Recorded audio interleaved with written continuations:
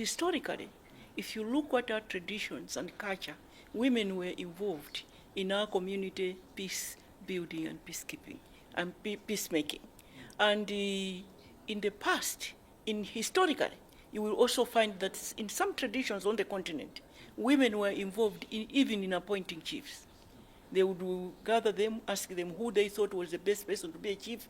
They would go into a retreat, they would come out and give, because naturally, we are mothers.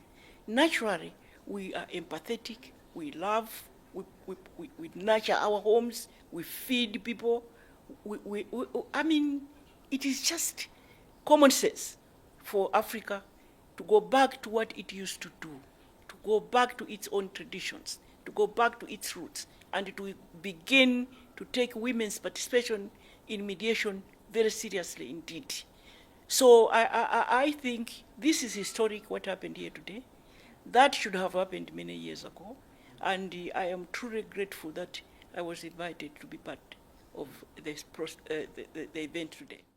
I never want us to discourage ourselves, to say women are not represented, to cry foul. Because I think there have been steps, I think there have been efforts made by men and women in high positions to include women in positions of leadership. What we haven't done enough is in mediation, to include women in the mediation processes. But in as far as women participating in leadership, we've done better than most developed countries. We have had 6 female presidents. We have a 7th president coming in Namibia next month. And we have had presidents across the continent appointing 50-50 cabinet ministers. We have had, the African Union has already achieved parity on the continent of Africa. So we haven't done badly, because we know that there are some countries with the 200-year democracies that are still struggling to get one woman, the first woman into State House as president. So we've done well in that respect. And the country with the highest number of women in parliament is Rwanda, on the continent of Africa. So we are saying we have done better than most, but there's still a long, long way to go. And because we know how to do it, my plea would be to just request that institutions and the political will on part of leaders to appoint as many women as possible to positions of leadership. And then you will ask, what did you do yourself? When I was president, Malawi saw the first Chief Justice that was female.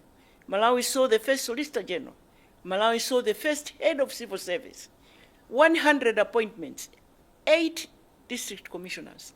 So yes, efforts are being made, but what I am saying is that we need to have a lot of he for she's, men that have a soft spot for women, men that have decided that they are going to work with women. And we, on our part, we are not going to copy what is happening in other countries in ensuring that men include women, because those methods have failed to work there. We have made more progress than them. So there must be something we are doing right. And for me, what we are doing right is to engage our men, to respect our men, to work with our men, to open space at the policy formulating table so that we women can sit there, and it's happening already. There's no free lunch anymore. Women have to make sure that they compete. And in most countries like Malawi, they compete on equal ground. We can have affirmative action, but we can have that only as far as we can. But permanently, we need to compete on equal ground. What needs therefore to happen is women must have equal opportunity in education. Women must have equal opportunity in economic empowerment processes. I mean, when I go to the bank with you, there's no reason why you should get the loan, I should not. There's no reason why I should bring my uncle and you cannot.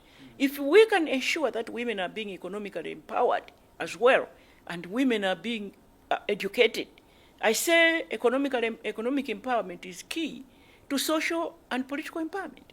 Because I must have money in order to compete, to become a member of parliament. And I have been member of parliament twice. And I know what I'm talking about because I've been Minister of Women and Children, I've been Foreign Minister for my country, I've been Vice President for my country, and I've been President in my country.